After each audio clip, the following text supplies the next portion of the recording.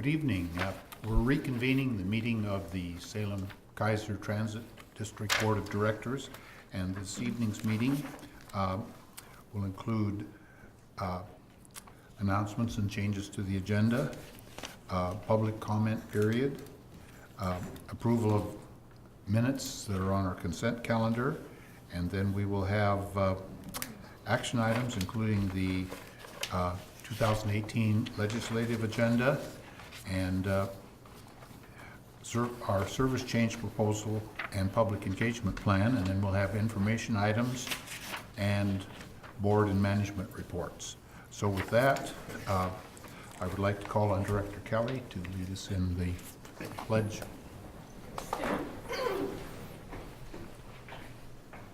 pledge allegiance to the flag of the United States of America and to the republic for which it stands, one nation under God, indivisible, with liberty and justice for all. And Linda, would you please take attendance? Are there any changes or additions to the agenda? So then we'll move forward with our period for public comment, and we have one person signed up, Mr. Forrester Allen.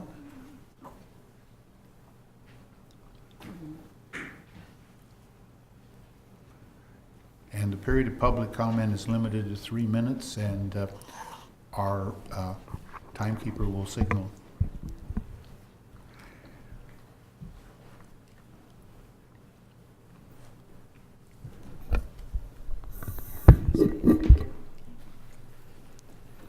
Hello. Just wanted to thank you guys for allowing us to be here, and thank you guys for the bus service that you offer. Really enjoy it. I just had a question about the House Bill 2017 funding. If there were any possibilities adding reduced fare options for students who are enrolled in and seeking higher education programs. And then my second question was if Cherriots is working on a ticket purchasing app for Android, Apple, and Windows devices. Okay, your first question is about... Yeah, I just want to know if there's going to be any possibilities of adding reduced fare options for students enrolled in higher education programs. Well, actually, the board is discussing discounted programs right now. It probably will not happen for quite a few months, but when the funding becomes available from Senate Bill 2017, there will be funds for this type of thing, and so we are looking at reduced rates for students and so forth. We haven't looked at students enrolled in higher education programs, but there's possibility that there will be some opportunities there. And then I guess the ticket purchasing app, if Cherriots is going to consider something like that in the Pardon? future. If Cherriots is going to consider a ticket purchasing app for future.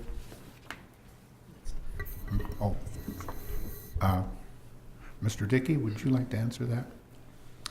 Yes, we are actually right now exploring a number of different options that would address ticketing apps that would be operable both on Android and iOS platforms, possibly also Google platforms. But it's something that we are looking at. We have actually a whole package of what are classified as intelligent transportation system packages or projects that we are taking on right now, which would include the mobile ticketing app, as well as real-time passenger information, also on mobile devices.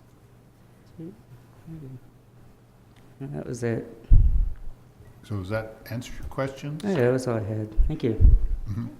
Thank you for appearing before us. This is a public forum, so we're glad to have. Did he put his name in? I couldn't hear whether he said his name. Oh, could you give us your name and address just for the He record? doesn't have to give address. Okay, just your name It's Forrest and your last name? Allen. Forrest Allen, okay. Thank you. And our next item is our consent calendar. I move this consent calendar. Been moved and seconded.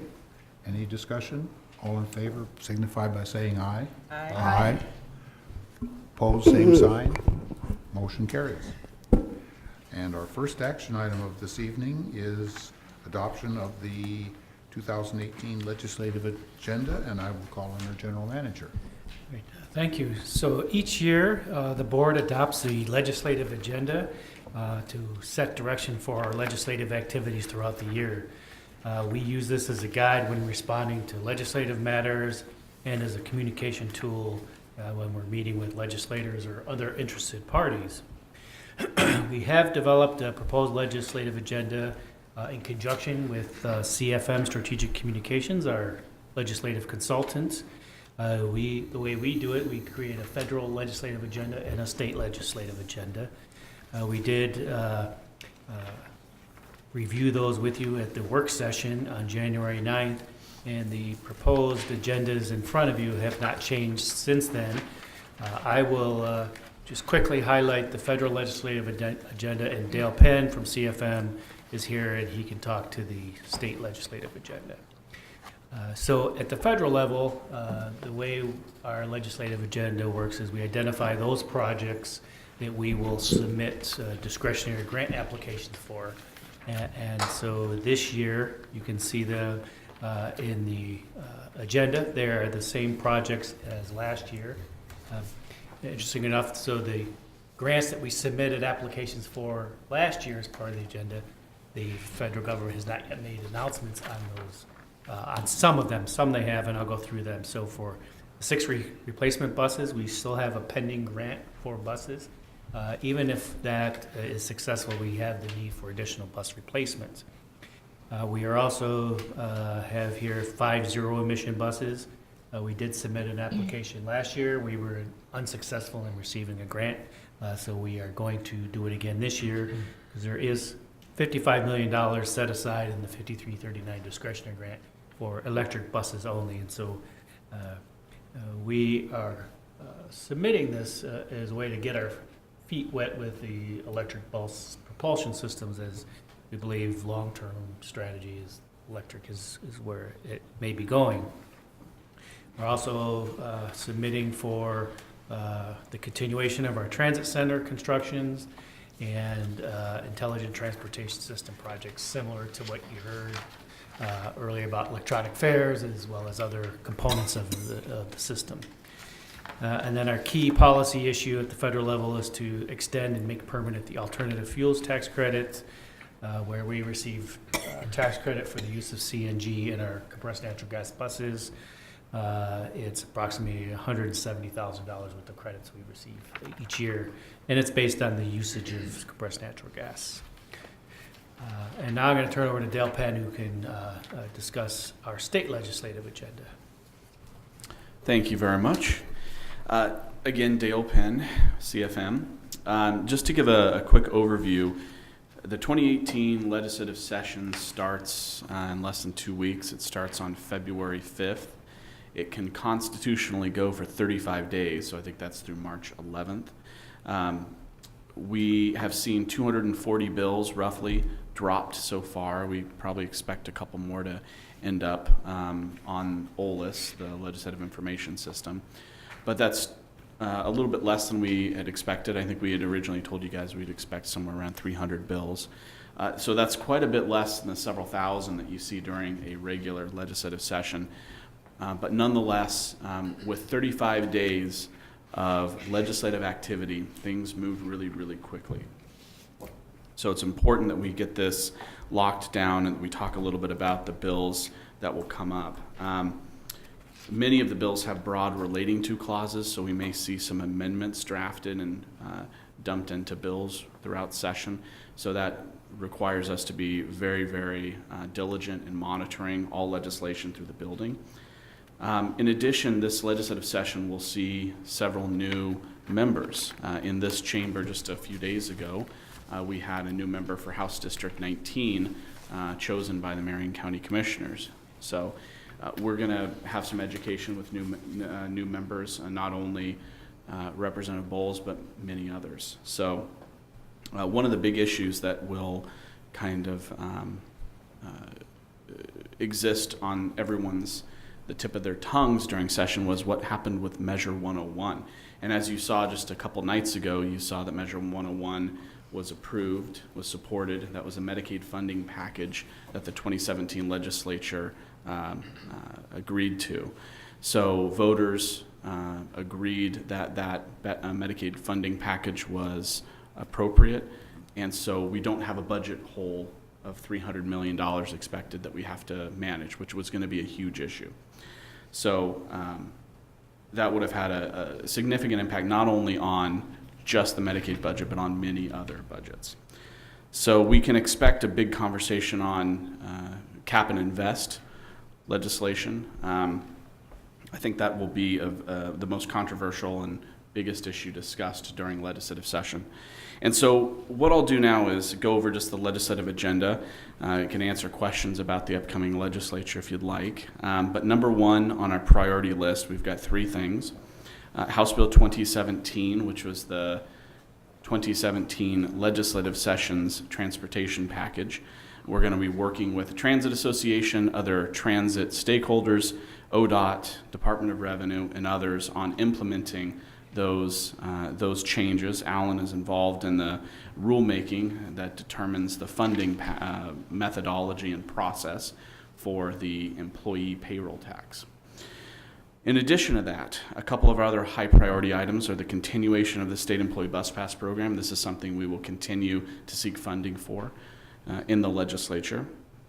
And then we also have Senate Bill 1536, which was a redraft of Senate Bill 10 from last year that the board approved support of. That one has a couple minor changes, or a couple changes that the board probably will need to discuss and talk about. The differences are a 5-year moratorium on the payroll tax component after implementation. So I think a 2024 implementation date would be the earliest that it could be implemented. That's going to be a matter of debate and discussion. Like I said, bills are going to move really fast in session. The first deadline for bills to get out of one chamber is, I think, 8 days after it starts. So it's going to be 8 business days after it starts. It's going to be pretty tough. So we will continue to monitor that bill, work with Senate President Peter Courtney's office, who introduced the bill, and other stakeholders in that particular issue. We'll also monitor the cap and invest conversation. Like I said, that's going to be a huge one. We're going to be monitoring the TNC legislation. Like I said, it's very easy to have TNC legislation amended into different broad relating to clause bills, so we're going to have to monitor that. Sure. TNC, we have an audience. Oh, transportation network companies, so Uber, Lyft, those type of companies, sorry. And then also we're going to be monitoring what happens with the VW settlement, the implementation of that, and we may potentially advocate for future pots or allocations of that settlement dollars towards transit, clean buses, and other issues. So that's a big, broad overview. We can get into the weeds on issues that you'd like, but I'll turn it back over to Alan. Thank you. Are there any questions about what you've heard? Do we have a motion?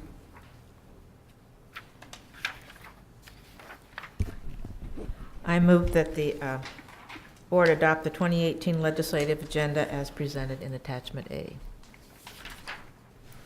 I'll second. Moved and second. Any comment or discussion? All those in favor signify by saying aye. Aye. Opposed, same sign. The motion carries. Before we move on to the next item, I have another thing that probably needs to be brought up, considering there is going to be some transit legislation pending at this session.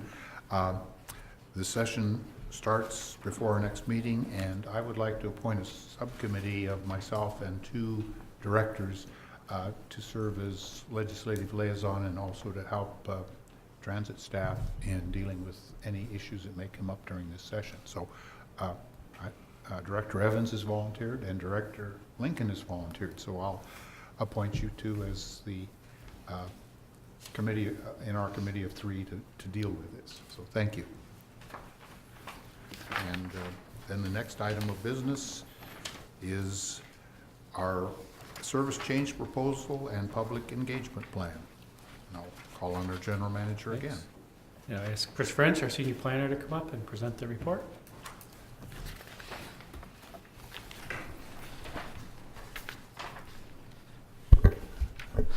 Good evening, President Krebs and members of the board. I am here this evening to ask you to direct the general manager to conduct a public outreach on the proposal that I'll be presenting to you for service changes in September of 2018, and also to share proposed changes for September of 2019 in response to House Bill 2017. So as you know, we presented to you a couple weeks ago or at the last board meeting about the needs assessment that we completed. And from the needs assessment, we have taken that information and are making some proposed changes to current service to help with reliability and also to address some needs that we see with future development that we want to be part of making sure that we provide good transportation to. The first group of changes that are here, Route 3, 12, and 13, we've come to you guys multiple times over the last couple of years since we implemented the moving forward changes in front of Chemeketa with problems in front of the school with getting all of the buses and getting people to transfer. And within our needs assessment, this was something that came up frequently from riders. We re-engaged with Chemeketa and looked at an option that we had looked at earlier with using Satter Drive to add an additional bay to put these buses closer together and create closer transfers between the front of Building 2 and the other buses, which at this time they've agreed to let us do. So our plan is to do some rerouting so that Route 3, 12, and 13 will use Satter Drive on the south side of Satter to facilitate better transfers and better access to Chemeketa.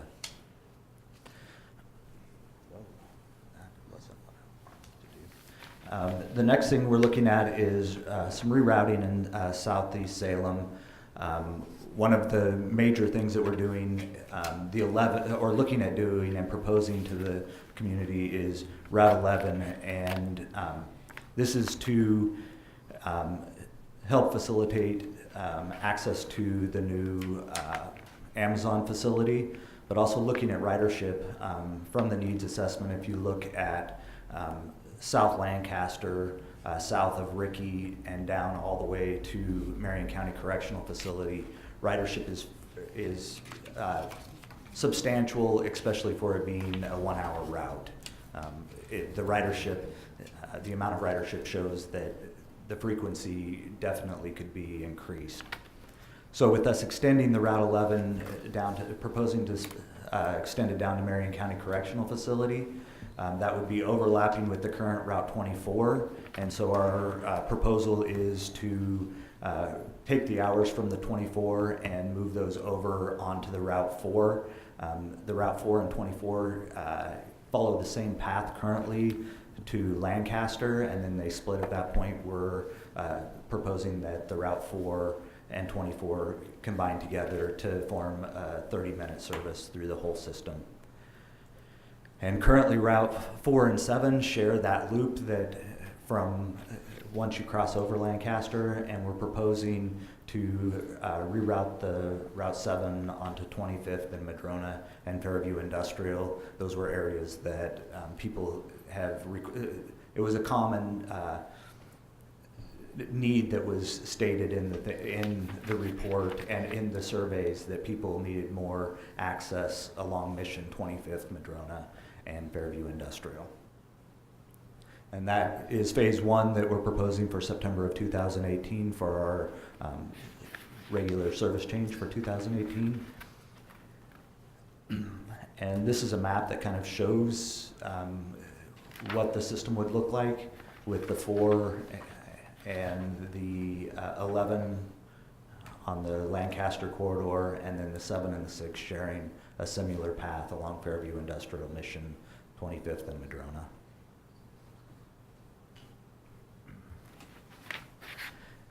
And then we're looking at taking out information to gather feedback on some possible changes that for 2019 September with the new HB 2017 funding. And this is a very high level. We plan to bring a more in-depth plan that shows you stuff at the work session to work through before we start the public outreach process, but this is a high level. Later weekday evenings, some of the routes in Cherriots lift extended to 10 p.m. and 11 p.m. on weekdays. Adding weekday round trips to the 1X, 10X, and the 40X. And Saturday service on the local routes and some limited or regional service with lower trips than the weekday trips. Sunday service on local routes and cherry lift on the local routes, and then holidays, taking out holidays that we don't currently operate on with some level of service, either Saturday or Sunday level, depending on the holiday and feedback that we acquire by going out. For this process, we plan to do our public engagement process, starting just after the work session in February and going through the middle of March to end of March. The audiences that we plan to reach out to are riders and frontline employees, and then our partner groups that we're involved with within the community. Our engagement strategies are to promote online, promote over the phone, as we have people calling into customer service, asking people and informing them about the possible changes, promoting on the buses with header cards and take ones, being at the transit center with tabling events, talking with passengers, promoting within the community with open houses, and inviting the public to events and going directly out to the public. So with that, we have the open houses, tabling events, presentations to groups like the ETC lunch, the STF committee, and then in-person announcements, all the meetings that the district currently attends. We're asking staff, and we'll train them and give them information to actually make announcements at all of those community and neighborhood events about where we're going to be doing our outreach, and ask them to come and provide feedback. Can you not use acronyms and say what the ETC is and what the STF is? Employee Transportation Coordinator. Sorry, That's good. It's just that No, I understand. we probably know, but we hopefully have a few people out there in the universe watching us on TV, and they don't necessarily know. Yes, the STF is Special Transportation Fund Committee, Advisory Committee, and I'm drawing a blank on the ETC. It's We got that. Employee Transportation Coordinators. And I can answer questions that you may have at this time. Any questions? A couple comments. Because of scheduling on, like the West Salem Business Association, Neighborhood Association, to get on those calendars, you may have to go through the end of March. Like the Business Association meets on the last Thursday of each month, and they already have an agenda for February, so you would want to get on the March calendar. So I think your timeline might work for most, but you're going to extend it through the end of March, Okay. just so you can get on some of these events, like Can Do. If they already have an agenda, they're pretty rigid about how they change. Yeah, some of the other neighborhood associations too. So with an active, we're, with some of, with the meetings, we're not, we may not be doing a full presentation, but we will have, when they open for announcements, we will make the announcement and share that that where to get the information about the events that we're having. So, What I'm saying is the Yeah. timing may not work for you to yeah. get as much information as you could get. Okay.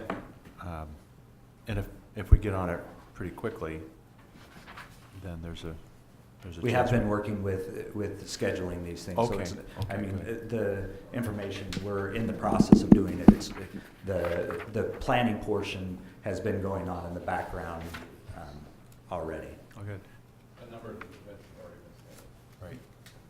Director Kelly? There was an email sent to the board regarding the 8 and the 18, and I haven't been able to find any potential changes to the 8 and the 18, so I was...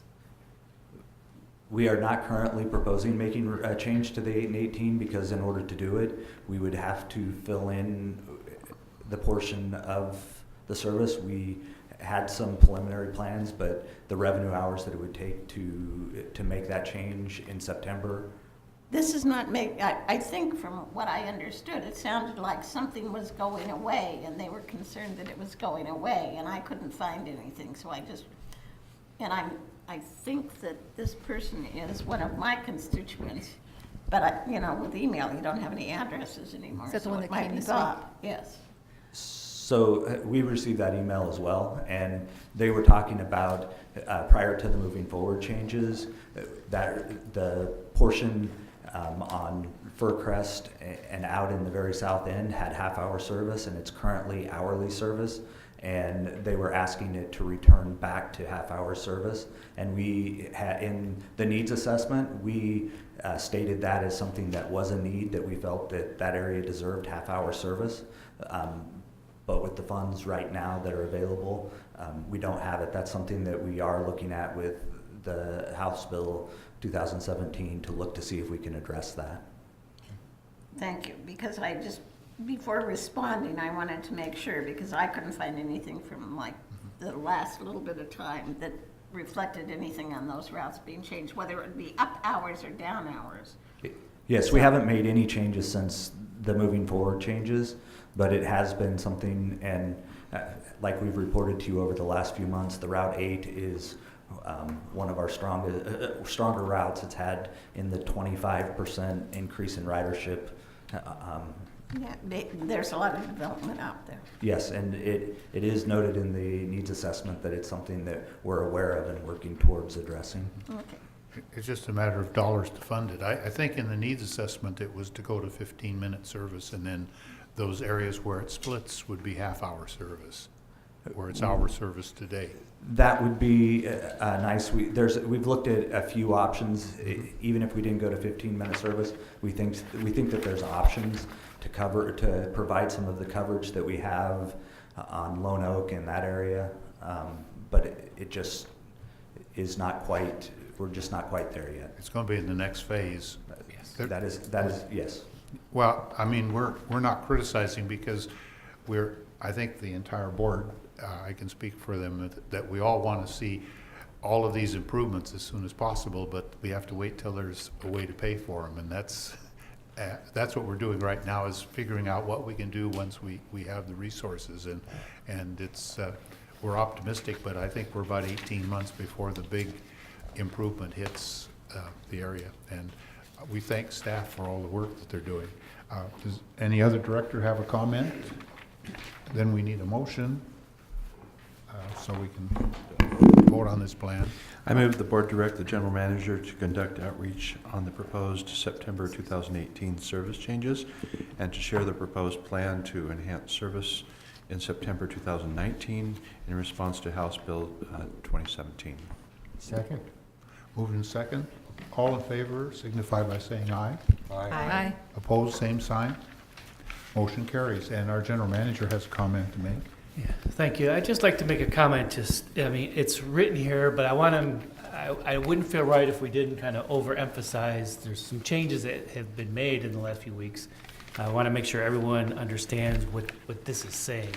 And it has to do with the first phase of implementation of new service with House Bill 2017. We've been kind of talking in work sessions and retreats, trying to get this started as soon as possible. And we were looking earlier than September 2019. But at the last advisory committee meeting, and I don't know if you were still there, the talk is when are the transit providers actually going to see that revenue that's starting to be collected beginning this summer? And the latest we've gotten, we think it's July of 2019, but we were thinking it was going to be much earlier. And so from a staff perspective, we're very concerned about that and very concerned about being able to pay for the service we're going to provide. So we're really kind of saying we do not believe we can have any service start that is with new money until September of 2019, after the money is here and we know what we have. What about programs for other things that we have advertising for? Well, well, that's a whole different thing. We still can have that conversation. Yeah, whenever you're ready. In talking with President Krebs, one of the other things we're looking at is the actual service, but maybe we could look at some of because we have to address low-income fares and maybe some youth or student pass programs. That may be able to be started a couple months early, but certainly not September of 18 like we were originally thinking, but maybe summer of 2019. I would suggest that we it's a have a full year. discussion of that at the February work session, because people other than President Krebs should be included in that conversation. Thank you. Any other comments? Well, thank you very much. And we are excited, but it's going to be a while before we can really be excited. And now we're ready for our informational items, which are our meeting reports and so forth. And so, and do we have a report from the Special Transportation Fund Advisory Committee? Director Thompson isn't here, so I guess we don't. I think it was canceled. Yeah, there's been no Yeah. meetings. Okay, there's been no And meetings. March is canceled as well. Okay. And the Mid-Willamette Area Commission on Transportation, Director Kelly? The January meeting was canceled for the regular meeting. We had a steering committee meeting to address a request from Representative Noble from the McMinnville area to work with him in lobbying some changes that he wanted to make in the transportation package that passed in 2017. And after a long discussion, the steering committee agreed to write a letter on behalf of the area commission to the OTC, just discussing the importance of the Newburgh-Dundee bypass. We are an advisory committee to the Oregon Transportation Commission. We are not a lobbying entity for for individual representatives' ideas. And so we had a pretty extensive discussion about the history of the Area Commission on Transportation and our ability to work with the Oregon Transportation Commission. And so that was the status. We included his request to us in a copy of the letter that's going to go out. And the February meeting has been canceled. And I probably need to talk to Director Lincoln about the March meeting, because I may or may not be mobile at that point. Thank you. I attended the Mid-Willamette Valley Council of Governments meeting, and This was my first meeting. I'm replacing Director Thompson on that committee. And we basically discussed some of the same things that the Commission on Transportation discussed, the Newburgh-Dundee bypass and the legislative sessions coming up. We had a good report on some of the things that may happen in this short legislative session. Basically, I got to meet a new group of people that I'll be working with as a member of this committee. The next meeting is going to be held in March, and I probably will have a substitute because I'll be attending another transit meeting at that time. The next item is the Salem-Keizer Area Transportation Study Policy Committee, which is SCATS, and Director Lincoln is now the representative on that committee. Yeah, it was my first meeting, and it was a pretty busy one. We, first of all, went over some amendments to the current TIP, which is a Transportation Improvement Program for fiscal year 2018 to 2023. There wasn't anything in there particularly interesting to transit folks. And we discussed also adopting federal safety performance measures, which FHWA is requiring all councils, all MPOs to adopt. So the local MPO, which is the SCATS, is a portion of that, decided to use the same standards that ODOT is adopting for the federal safety performance measures. But that is something that all projects are going to have to go through before they're approved by the federal government, is to make sure that they comply with federal safety standards. One of the more exciting things was looking at the proposed projects for the fiscal year 2018 to 2023. And in that group of projects, the policy committee approved Salem Transit District's ITS project that we had applied for, an amount of $1.3 million plus funds, which will go towards our local matching amount to continue our existing ITS project. So that can be, we can move ahead on that in 2018, assuming that it's adopted. This future TIP program goes out to the public. Now that the policy committee has approved it, it will go out for review by the public for a month, and then on, I think, February 27th, there's a public hearing and final decision on that. But assuming there are any changes, I don't know why there would be, that secures us some funds to go forward on our ITS project, which is exciting. Then the group discussed the next 2-year work program that SCATS staff will be working on. And those projects, and this is kind of interesting, I didn't know how this worked until now, but the state receives federal funds. They're called 5303 funds, named after this legislation.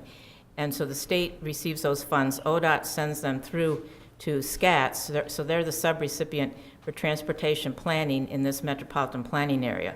And then by contract, SCATS passes through the majority of those 5303 planning funds to the Salem Transit District, where we do most of the planning for the transit district. The SCATS staff does the transportation planning for Salem, Keizer, and the 2 counties, Polk and Marion County, but Cherriots does they're pretty much their own planning. So as part of the planning for the next 2 years, the transit district will use the 5303 funds for to address FHWA and FTA planning requirements. And then some of the things we've used them for in the past, we're finishing up on, is the Moving Forward project, which we've just talked about a little bit. That's the first part of that's pretty much completed.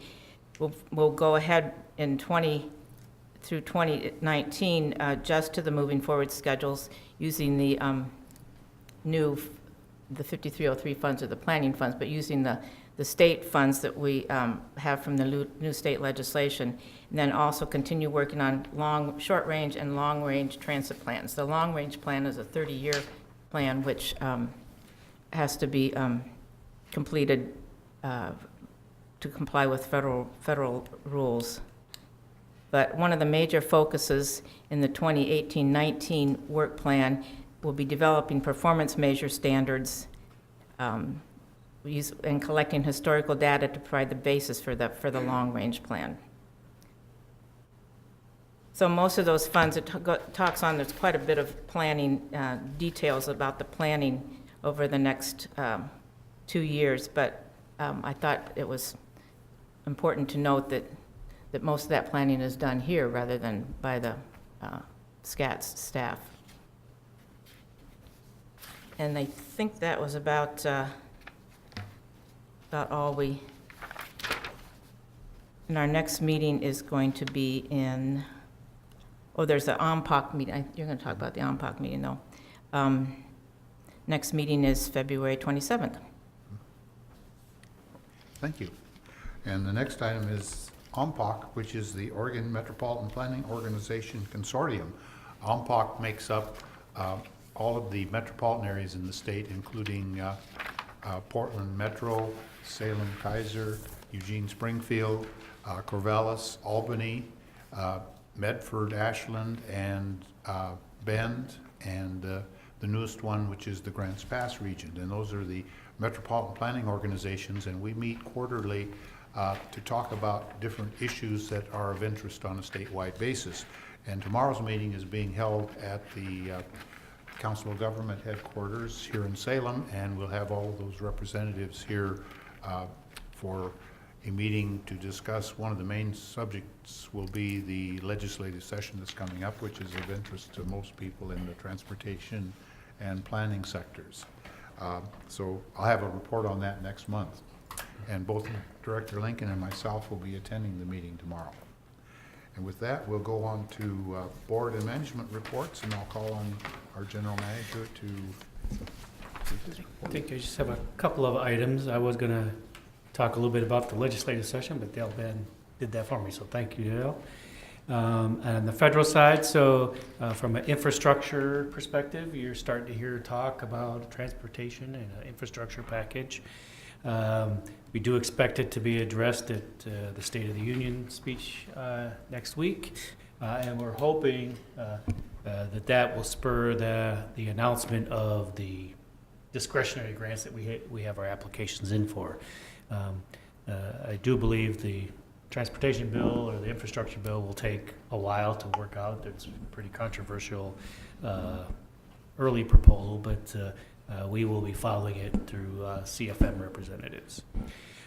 Just to let you know, next week I'm holding a series of general manager roundtable meetings for employees to update them, especially on House Bill 2017 and a few other activities.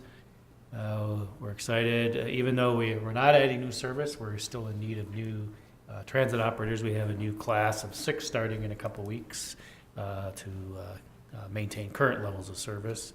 And just a reminder, next week's the COG's annual meeting and dinner that you all have RSVP to. So this will be the last time you're together. You want to make sure to work out carpools or however you want to get there. But we will see you there next week. That concludes my reports. Thank you. Well, it's been getting back into the active life again now that the holidays are over, and I've attended a number of neighborhood association meetings and also our normal work sessions and so forth. I haven't had as many meetings this month, but I expect that that's going to heat up now that the legislature's in session.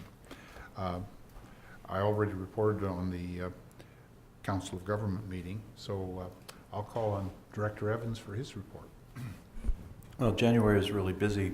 I think one week I had a meeting morning and afternoon, 3 days in a row. So it was, I attended the regular meeting, the regular board meeting, and then the work session, and met with, had a discussion with Councilor Lewis on the traffic configuration with the bridge, and solutions for that. We had coffee over at the Grange. And then I attended the demo forum with Peter Courtney talking about, and in his manner that he acts in, was pretty clear about what we can do and can't do in this short session, and talked about the timeline for that and how difficult it is to keep everything together. I attended Can Do. Their big issue right now is the Union Gospel proposal for a new facility directly across from where the police facility is going in. There'll be 300, or possibility of 500 overnight, 380 beds, with access off of front, down an alley. And all the landowners around there were at that meeting. So it was one of the not in my backyard meetings. West Salem, there was a West Salem Neighborhood Association, there was a not heated discussion, but back and forth discussion about Marine Drive and getting it done. And then subdivisions are coming in West Salem that are pouring onto Wallace Road at a rate that can't sustain that. It's already at what ODOT calls 1, which is maximum load. And the proposal is, in one subdivision, there's 300 and some units. In another, there's 251. And if you have 1.5 cars, that's a lot of extra cars onto Wallace Road. So there's some concern there from the neighbors. I attended the town hall meeting for Senator Merkley and Representative Schrader. We were introduced. We got to introduce ourselves. And then I went to the junior governors swearing in at the state capitol, and was fortunate enough to be one of the tour guides for the finalists and the new junior governor. So I got to take them to the House and Senate and the governor's office and talked about how a bill becomes a law with them. So that was fun. And I just got back from Sacramento this afternoon at for a wine symposium that was well worth my time. Thank you. Director Kelly? Did some of the same things that Director Evans attended the demo forum where Senator Courtney, who was my senator, made a presentation. 2 City Club meetings, one on Measure 101 and one on the cap and trade bill. Met with a constituent for a bit of time who was not related to me, and did the steering committee meeting for MWAC, and then I'm part of a trio along with Bob Repine and Laura Hildebrandt who to work with a new key club that's the high school level for Kiwanis at Sprague High School, and so that's been taking up some of my time. So I've probably spent about 8 to 10 hours this month on Kiwanis business, and been bicycle riding at the courthouse or at a facility in order to prepare myself for knee replacement surgery. You're talking about that. Thank you. And Director Bush? Okay, thank you. It was busy, even especially with Christmas thrown in since we were all together last. So family time was very important to us, and we enjoyed doing that. We ended up at the Magic at the Mill one evening and watching my granddaughters having big eyes fun. It was great. I went to the Newburgh-Dundee bypass ribbon cutting. I'd never been to something like that. Yay, the road is done, at least that portion. So it's about 100 people there, and it was lots of speeches. The governor was there. And it did not rain until we were all done. So that was fun. Attended several greeters for Kaiser Chamber and Salem Chamber, and I helped at Weddell Elementary. Some of the most of the information seemed to be focused around CTEC. What's that stand for? Career technical Education, yeah, career technical education place. I got to tour that through the Salem Greeters. It was talked about at the Kaiser Chamber luncheon, very informative, along with the Salem Kaiser Schools bond proposal. So a lot of shakers and movers in this community. Attended the Latino Business Alliance and met 2 new constituents there, and we were able to talk some things about Cherriots, and everybody's looking forward to the enhancements from the House Bill 2017. I attended the Kaiser Fire Awards Night, where several received their length of service awards and honored the new class of recruits. Attended the Kaiser Chamber Greeters. The Salem Chamber Greeters hosted one at the old SCEF building, Salem Kaiser Education Foundation, where N2 Publishing is putting in a new business. And then we got to tour the upstairs, which is an Airbnb, bed and breakfast, a very beautiful place where you could rent for one night, you could rent for a month. And the owner said that some people just come in and just want to see what Salem is like, and they'll rent it for a whole month and tour and have a great time. And they have a display of all of the travel brochures, and right there is our wander walks. I said, yes, you go for a walk around. I think learning more about the Cap and Invest, learning more about our community, and I was also able to visit with Representative Teresa Leon after the town hall. That was good. I think I got it all. Thank you. Director Lincoln. I attended the board meetings, of course. Also the demo forum where Senator Courtney spoke, and a City Club meeting. Unfortunately, I was gone over the Martin Luther King weekend for a long weekend, so I missed some of the meetings that otherwise I would have gone to. But attended the SCATS meeting yesterday. Also met with Michael Rose from here, and he kind of did a little interview for me for the Ride My Way series. Also started back up with reading with the smart kids at Cummings School, and was downtown for the Women's March last Sunday. Saw lots of good people down there, and that was exciting. Even though it was rainy, it was energetic and heartwarming. That's about it. Thank you.